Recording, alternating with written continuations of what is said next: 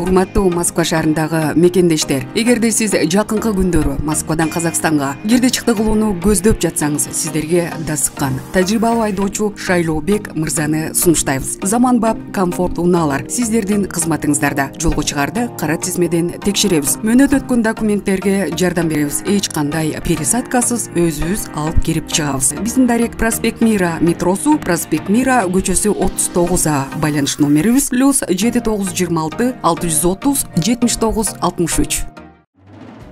Саламатсыздар, урматтуу Чалкан медиа каналынын көрөрмандары, өлкөбүздө алынган акыркы сааттагы жаңылыктар менен сиздерди тааныштырабыз.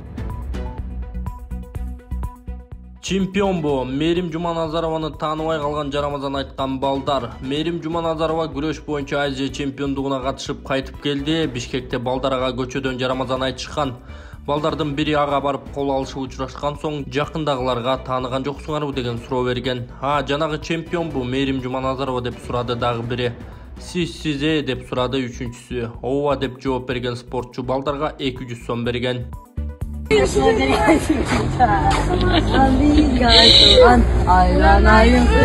Таныган жоксуңарбы? Да, чемпионбу? Чемпион. Давно будет. Мерим Жуманазарова. Сиз бөлөп.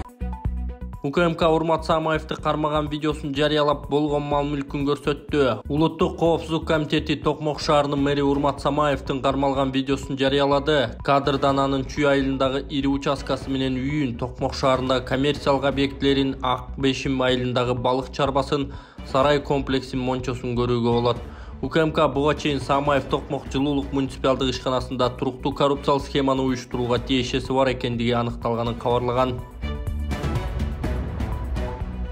Эл өкүлү Элдар Сулайманов Балыкчы шаарында жайгашкан аскердик бөлүккө иш сапары менен барды. Ата журт Кыргызстан фракциясынан эл өкүлү Элдар Сулайманов Балыкчы шаарында жайгашкан Коргоо министрлигинин 20636 аскер бөлүгүнө иш сапары менен барды. Бул тууралуу Жогорку Кеңештин маалымат кызматы кабарлады. Маалыматка ылайык, жоокерлердин энелеринин республикалык комитетинин төрайымы Улукан Байгубатова менен бирге Балыкчы шаарында жайгашкан аскер бөлүгүнө барып, анда кызмат өтөп жаткан жоокерлердин жана аталган аскердик бөлүктүн абалын жеринде көрүп келдик. Чынында бул аскер бөлүгүндө жоокерлер үчүн баардык керектүү шарттар каралыптыр. Сапаттуу аскердик формалар, тамак аштын жаңы түрлөрү, жоокерлер үчүн эс ала турган заманбап жайлар, кыргыз армиясына жана андагы жоокерлерге болгон мамиле жогорку деңгээлде чыкканын айгинелеп турат. Албетте, жакшыны жакшы деп айтып, жечкендиктерди туура баалай билишибиз керек. Бул да болсо акыркы убакта мамлекетибиздин кыргыз армиясынын күжүрмөн даярдыгын бекемдөөгө кошкон салымынын жыйынтыгы.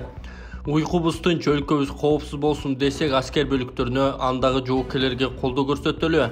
Бул жерде Коргоо министрлигинин аракетин жана эр жүрөк жоокерлерибиздин камын ойлоп, чарчап чаалыктым деп чуркап иштеп жүргөн Уулкан эженин эмгегин өзгөчө баса белгилеп кетким келет деген депутат Элдар Сулайманов.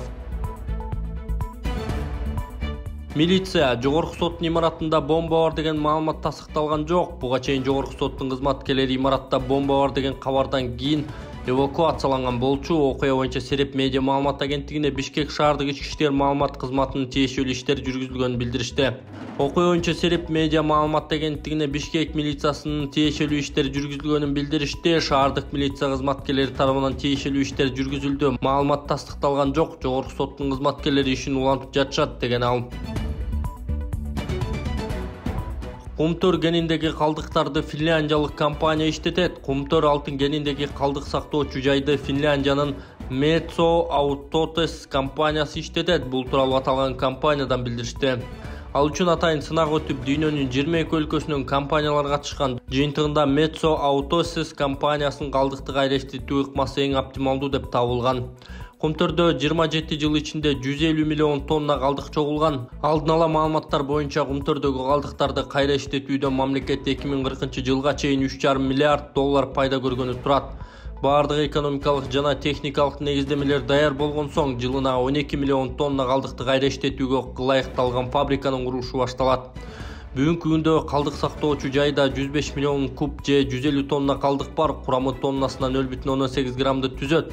Калдык сактоочу жайдагы 120 тонна алтындын 65-70 тоннага жакынын казып алабыз деп пландап жатабыз. Ошондо жылына 4 тонна 700 килограмм алтын алып калабыз.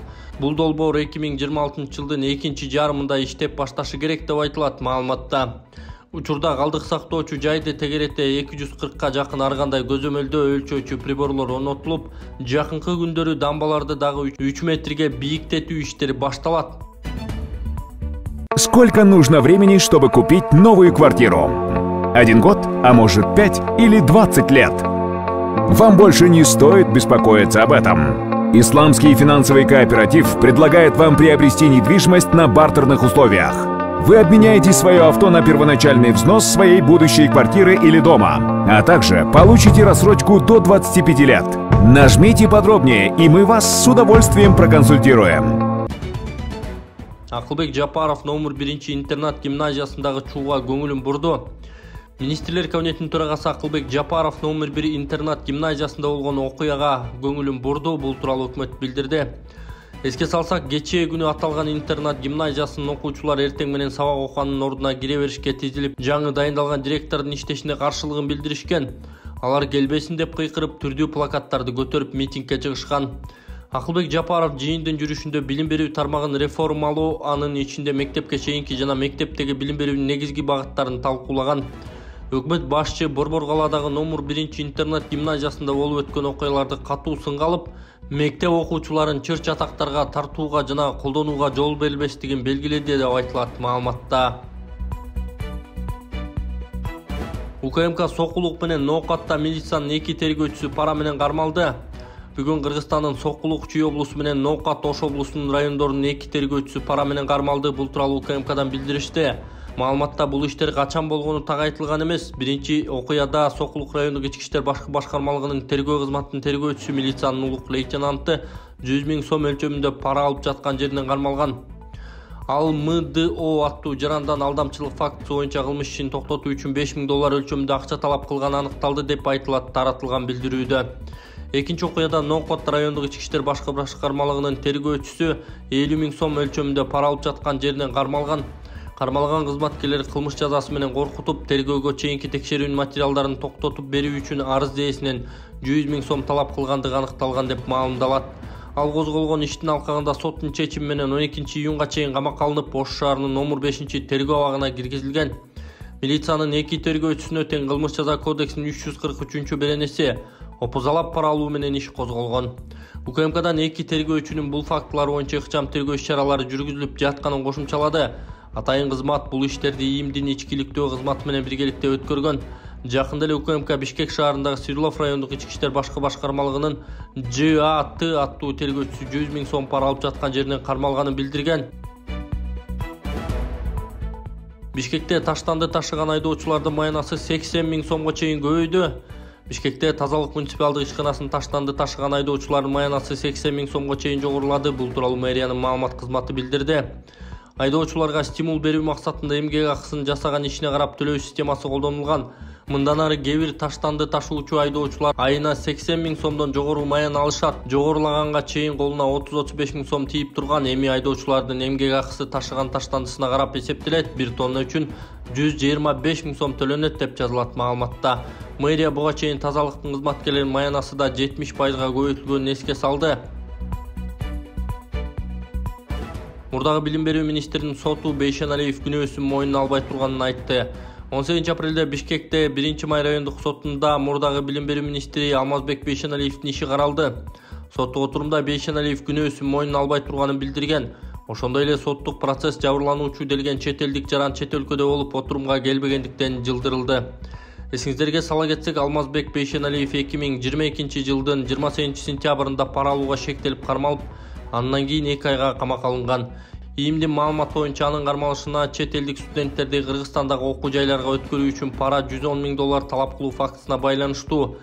Бейшеналиев кармалгандан кийин анын үйүндө тинтүү жүрүп, ал пара катары алган 37,5 000 долларды кийинчерээк 62,5 000 долларды кайтарып бергени кабарланган.